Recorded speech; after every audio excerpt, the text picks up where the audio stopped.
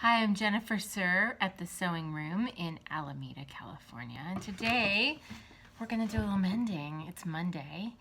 I have this coat. You may recognize my white wool coat from my latest blog post, or you may not. But I've had this coat now for many years, since my mother-in-law gave it to me, probably 13 years ago, and I've done some alterations to it, which you can check out over at my blog at thesewingroomalameda.com/blog.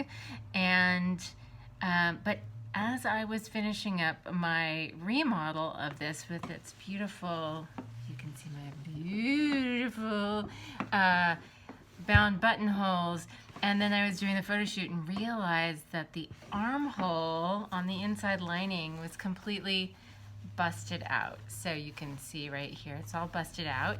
And today I wanted to mend that, so I will show you how I'm going to do it. So there's several ways that you can mend an armhole like this, one of which would be to just hand pin it in place, you know, from the inside. And this is one, if you don't have a sewing machine, you can totally hand stitch this. If you can see here, I'm just pinning it like this, and then just do a slip stitch to finish it. And that's great too if you just don't feel like using your machine and you want to watch TV and do a little hand sewing project, you could finish that. But today I'm actually going to turn this inside out, because even though it has a lining, it's not connected at the bottom, and that makes it quite a bit easier to get inside and easier to access the armhole from the seam allowance side. So let's take a look. Here is this coat. It's actually quite a large coat, and inside, I'm just reaching up inside, I'm grabbing the armhole like this and turning it like this. And you can see, once you're inside, I'm able to pin that armhole back in place. And once I get it pinned in place, then I can stitch it and finish it up.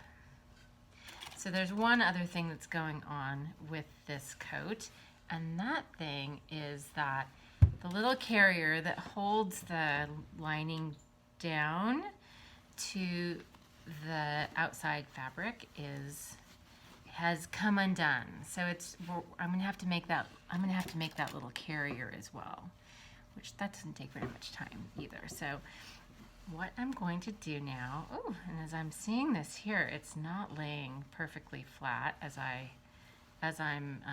putting it in. It looks like the sleeve needs to be eased a tiny bit into that armhole. So I'm going to do that as I pin, just easing it in a smidge.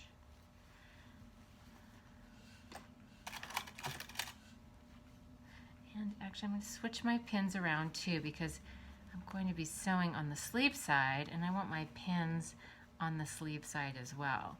And so while I'm talking to you here about doing this armhole correction, one of my little pin tips that I have for my students here at the Sewing Room is that, because I do sometimes sew over pins, not always, but sometimes, especially in an armhole where you really don't want those edges coming apart.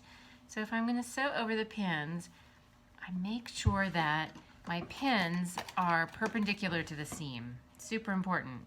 You really want to have them perpendicular to the seam, and you want to have them cover the stitch line. So if you can see really up close, there's a little tiny stitch line where that would be. That's where I'm pinning. I'm pinning so that I can just sew right over that stitch line that's there already. And I'm leaving the pin topper, which has the little ball on it, far enough away from where the presser foot's going to be so it doesn't interfere with my presser foot, and then twist the fabric, which can happen when you're sewing over pins. So, okay, so this big blob has to get moved over. I'm going to move my sewing machine a little closer here so that I can actually have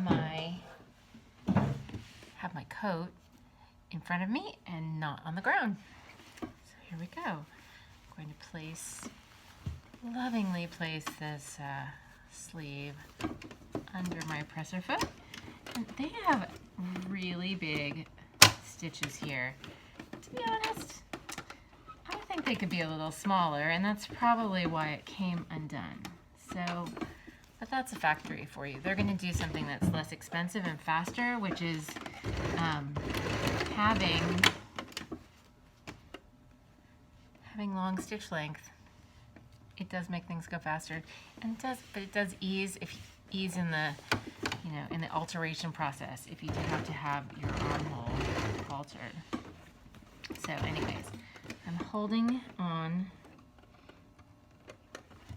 to my sleeve lining, and then just stitching along the stitch line that was already there where the stitches came out. Oh, one of my pins already popped out. So I am, like I said, sewing over my pins, but because I pinned them perpendicular to the seam, here, let's see if you can see inside here a little bit. Well, not really. Here, there we go. Maybe you can see a little bit better there. Here we go. And I'm just stitching, adjusting every few inches. Once I get to where the stitches are actually still intact, I'm going to pull that little thread a little tiny bit and back stitch over those stitches, because I don't want those stitches to come out anymore. And not just my stitches, but the original stitches. So we want to do that at the beginning and the end.